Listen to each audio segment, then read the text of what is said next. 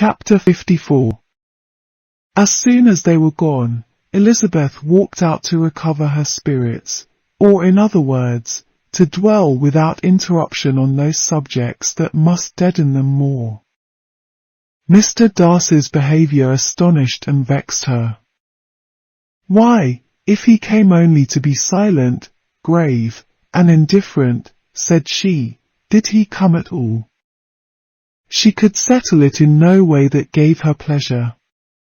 He could be still amiable, still pleasing, to my uncle and aunt, when he was in town, and why not to me?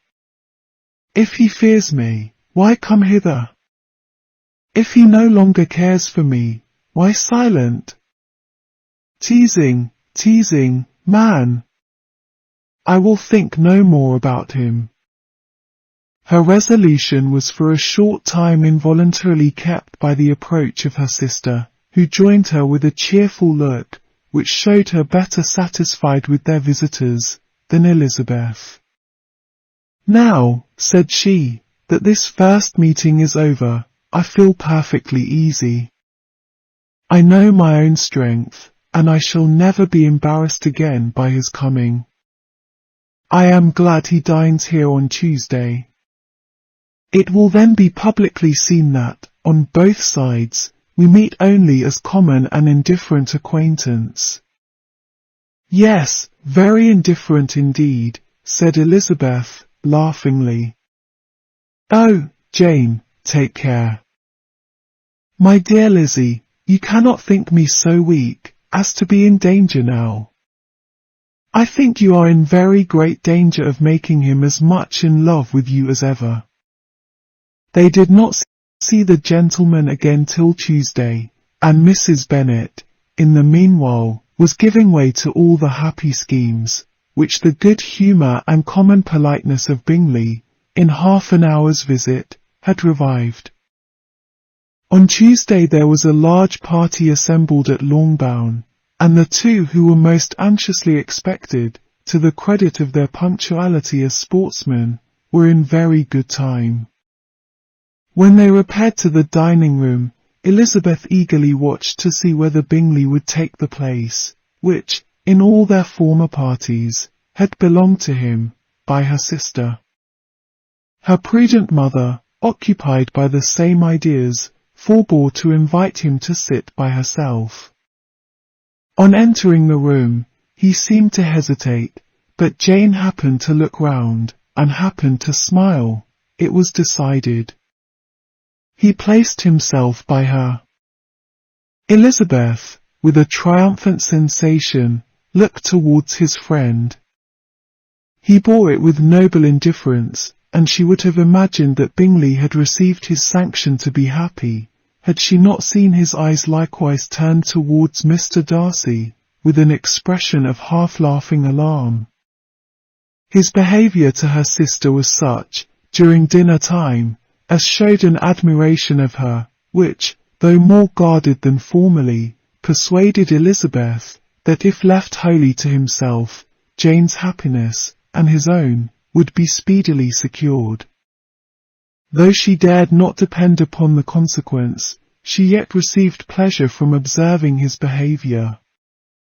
It gave her all the animation that her spirits could boast, for she was in no cheerful humour. Mr. Darcy was almost as far from her as the table could divide them. He was on one side of her mother. She knew how little such a situation would give pleasure to either, or make either appear to advantage. She was not near enough to hear any of their discourse, but she could see how seldom they spoke to each other, and how formal and cold was their manner whenever they did. Her mother's ungraciousness made the sense of what they owed him more painful to Elizabeth's mind, and she would, at times, have given anything to be privileged to tell him that his kindness was neither unknown nor unfelt by the whole of the family.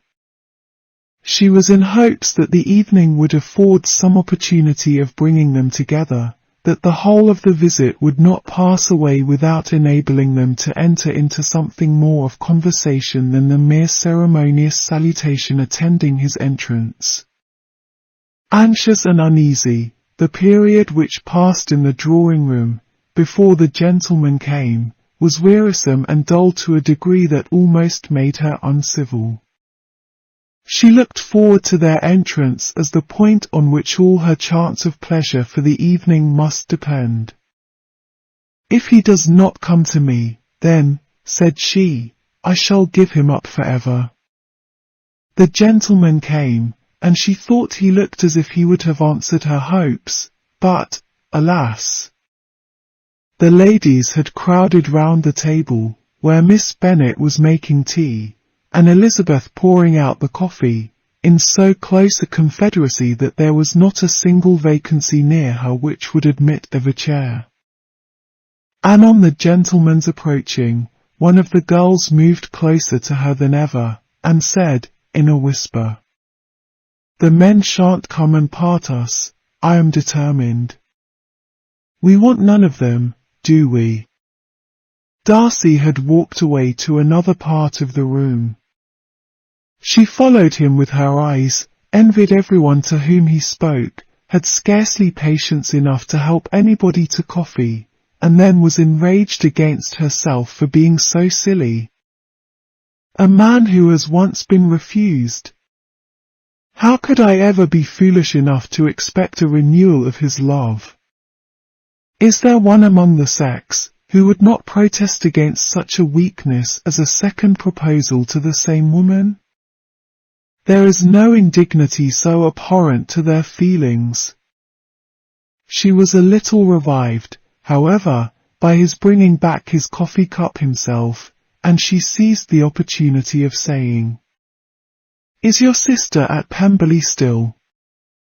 Yes, she will remain there till Christmas." "And quite alone? Have all her friends left her?" "Mrs. Annesley is with her. The others have been gone on to Scarborough these 3 weeks." She could think of nothing more to say, but if he wished to converse with her, he might have better success. He stood by her, however, for some minutes, in silence, and, at last, on the young lady's whispering to Elizabeth again, he walked away. When the tea things were removed, and the card tables placed, the ladies all rose, and Elizabeth was then hoping to be soon joined by him, when all her views were overthrown by seeing him fall a victim to her mother's rapacity for whist players, and in a few moments after seated with the rest of the party. She now lost every expectation of pleasure. They were confined for the evening at different tables, and she had nothing to hope, but that his eyes were so often turned towards her side of the room, as to make him play as unsuccessfully as herself. Mrs. Bennet had designed to keep the 2 Netherfield gentlemen to supper, but their carriage was unluckily ordered before any of the others, and she had no opportunity of detaining them. "Well, girls," said she, as soon as they were left to themselves, "what say you to the day? I think everything has passed off uncommonly well, I assure you. The dinner was as well dressed as any I ever saw. The venison was roasted to a turn, and everybody said they never saw so fat a haunch. The soup was 50 times better than what we had at the Lucases last week, and even Mr. Darcy acknowledged that the partridges were remarkably well done, and I suppose he has 2 or 3 French cooks at least. And, my dear Jane, I never saw you look in greater beauty. Mrs. Long said so too, for I asked her whether you did not. And what do you think she said besides? Ah, Mrs. Bennet, we shall have her at Netherfield at last. She did indeed. I do think Mrs. Long is as good a creature as ever lived, and her nieces are very pretty behaved girls, and not at all handsome. I like them prodigiously.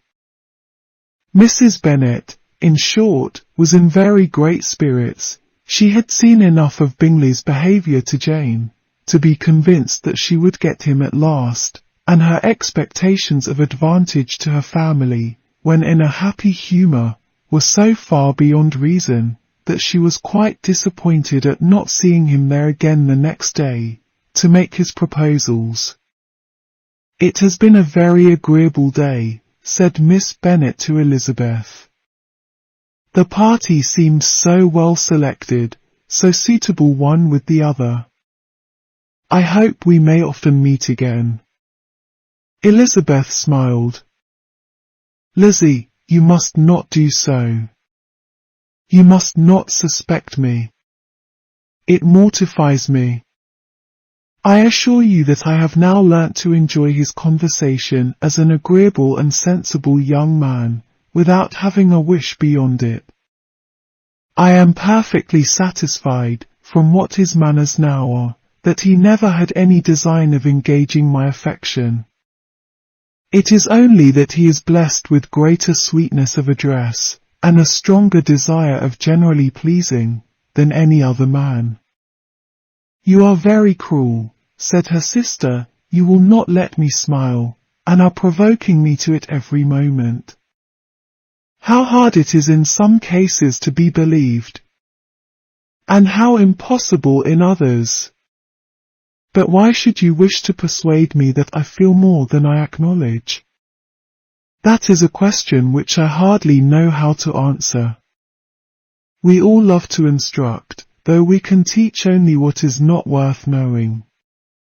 Forgive me, and if you persist in indifference, do not make me your confidant."